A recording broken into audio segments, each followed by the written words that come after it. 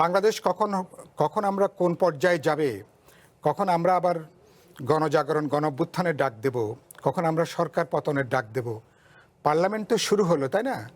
Parliament শুরু হওয়ার 10 দিন সম্ভবত মধ্যেই এই সরকারকে ফ্যাসিবাদী হিসাবে আখ্যায়িত করে মাঠে কর্মসূচি দেওয়া হয়েছে এবং আমরাও মাঠে বিভিন্ন কথাবার্তা আমরাও বলছি। নানা প্রশ্নে রাজনৈতিক বিরোধ থাকবে, মতপার্থক্য থাকবে, রাজনৈতিক কর্মসূচি থাকবে, কিন্তু যদি আপনি ন্যাশনাল ইকোনমিক কনসার্নে যদি বলেন, প্রবাবলি রাজনৈতিক দলগুলোর মধ্যে এবং যারা এখানকার পলিসি মেকার এক ধরনের আন্ডারস্ট্যান্ডিং বোঝাপড়াটা খুব জরুরি।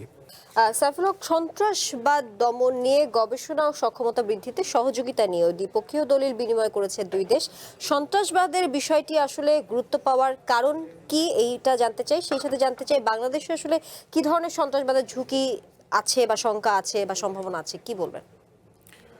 ধন্যবাদ। আমি তার আগে আপনি একটু বিনিয়োগ নিয়ে আমি আমার একটু কটা মন্তব্য করতে চাই। প্রথম হচ্ছে একটা ধারণা বদ্ধমূল হয়ে যাচ্ছে যে বিদেশি বিনিয়োগ আসলেই আমাদের এখানে বিশাল একটা কর্মসংস্থান হবে, রাতারাতি আমাদের একটা উল্লম্ফন ঘটবে, আমাদের জিডিপির এক ধরনের মিরাকেল এখানে সম্পন্ন হবে।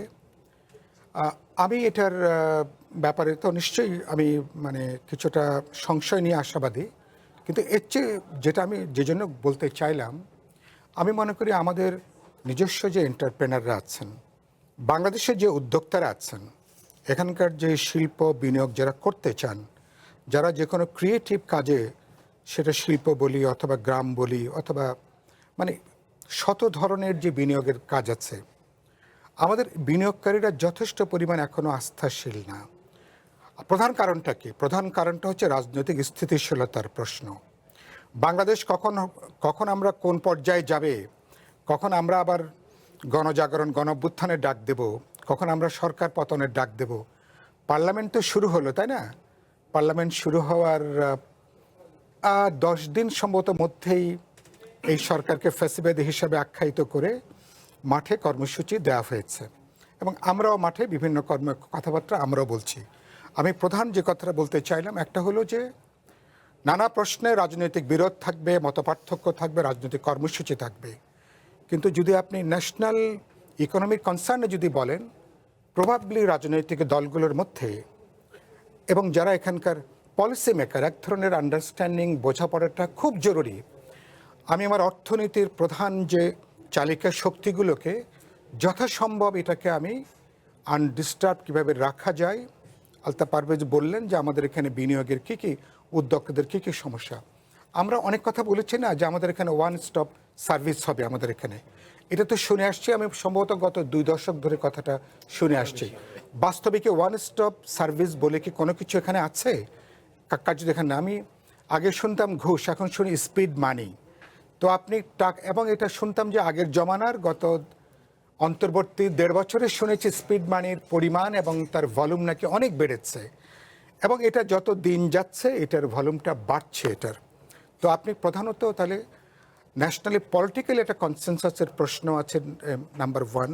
2 হচ্ছে যে এখানে যদি রাজনৈতিকভাবে যদি এরকম একটা পরিবেশ যদি না থাকে, তো বিনিয়োগকারী বিনিয়োগটা করবে কেন? সেটা তার বর্ধিত মুনাফার জন্য সে কিন্তু বিনিয়োগ করবে। তিনি যে পুঁজিটা বিনিয়োগ করবেন, এটা একটা সারপ্লাস ভ্যালু এটা ক্রিয়েট করবে, তিনি তার বর্ধিত তিনি মুনাফা করবেন, একটা কারখানা থেকে তিনি আরও 3টা কারখানা তিনি তৈরি করবেন। আমি যদি বর্তমান উৎপাদন সাইকেল এটা যদি আমি বিবেচনা করি, তো সেই ভরসা তিনি যদি না পেয়ে থাকেন, এটা একটা। আরেকটা হলো যেটা কথা বলি, প্রধান বাধাটা হচ্ছে পুরো রাজনীতি অর্থনীতি এখানে দুর্বৃত্তরা নিয়ন্ত্রণ করে। আমরা এত বড় আপরাইজিং হলো, অভ্যুত্থান হলো, কিন্তু খেয়াল করবেন এখানে অর্থনৈতিক ক্ষেত্রে দুর্বৃত্তরা তারা কিন্তু গত 20-22 মাসে ব্যতিক্রম ছাড়া তারা কিন্তু বহাল তবিয়তে তারা কিন্তু আছেন। আমার লোকাল এন্টারপ্রেনাররা তারা কিন্তু এখানে বিনিয়োগ না করে টাকা তারা কিন্তু বাইরে তারা কিন্তু পাচার করছেন। বাংলাদেশ ব্যাংকের টাকা যখন বিদেশি বাজারে, জুয়ার বাজারে যখন বাংলাদেশ ব্যাংকের টাকা যখন ওড়ে, আপনি কথাটা খেয়াল করেন, এবং তারপরে আমরা দেখছি যে এখানে আমার এন্টারপ্রেনাররা এখানে ওই ইস্ট ইন্ডিয়া কোম্পানি অনেকটা যেভাবে তারা বাণিজ্য করেছে, তারা কিছু কিছু এন্টারপ্রেনাররা বাংলাদেশকে এরকম এটাকে একটা ক্ষেত্র করে নিয়ে মুনাফাটা টাকাটা বা ব্যাংকের চুরির টাকাটা তারা কিন্তু বিদেশে তারা কিন্তু পাচার করছেন।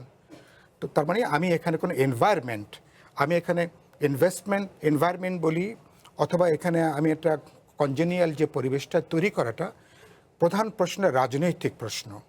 আপনি শেকড়ে হাত দেবেন কিনা, এবং বাস্তবে দুর্বৃত্ত ব্যবসায়ী, দুর্বৃত্ত রাজনীতিকদের একটা আনহোলি অ্যালায়েন্স এখনো পর্যন্ত এটা বহাল তবিয়তে আছে।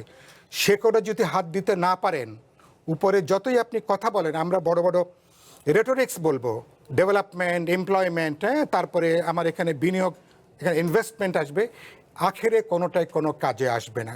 এই যে আমার প্রাইম মিনিস্টার মালয়েশিয়া গেলেন না, প্রায় একই সময়ে প্রায় আমাদের যাত্রা শুরু হয়েছিল।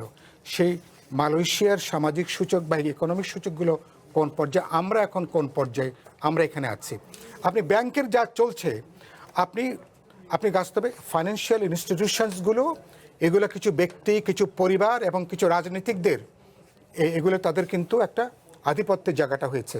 একটু আগে আমার সচিব ভাই বললেন না, বিদেশে রিক্রুটিং কোম্পানিগুলো, এটার সাথে যখন একটা মন্ত্রী যখন যুক্ত থাকে, গুরুত্বপূর্ণ সামরিক বাহিনীর এক্স জেনারেলরা যখন যুক্ত থাকেন এবং তাদেরকে যখন সামন করে যখন জেলখানায় তখন থাকতে হয়, তখন বিদেশের আর কোনো বিনিয়োগকারীরা তখন আপনার উপর আস্থাটা রাখবে কিভাবে?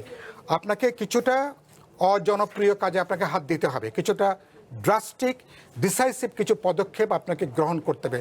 আপনি অ্যাপারেন্টলি আপনি হাতে তালি পাবেন না, কিন্তু দেশের জন্য, মানুষের জন্য, ভবিষ্যতের জন্য, বিনিয়োগের জন্য, কর্মসংস্থানের জন্য এরকম এবং আপনাকে নিজের ঘর থেকে কাজটা আগে শুরু করতে হবে এটা। ফলে বিএনপির জন্য এটা বড় একটা চ্যালেঞ্জ। এবার যে সরকার ফেলছেন, মানুষের বিপুল প্রত্যাশা, কর্মসংস্থান হবে, ইনভেস্টমেন্ট এখানে তৈরি হবে, কিন্তু অনেকগুলো অজনপ্রিয় কাজ, সিদ্ধান্ত ডিসাইসিভলি সরকারকে গ্রহণ করতে হবে। তাতে অনেক মন্ত্রী অখুশি হবেন, কোনো এমপিরা অখুশি হবেন, কোনো পলিসির ব্যাপারে অখুশি হবেন। এই অখুশির ঝুঁকি নিয়ে সরকার যদি এগোতে পারে, তাহলে আমাদের কিছু ভবিষ্যৎ আছে।